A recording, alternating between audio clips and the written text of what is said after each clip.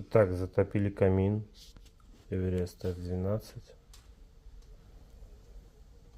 Вот, стекло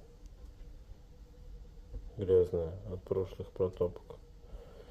Но если сейчас ее разогнать, он нормально отфырить. Вот дрова лежат. Ну и вот такие вот. То оно само быстренько почистится.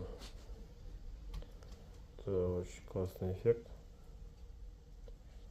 Печь устанавливал сам.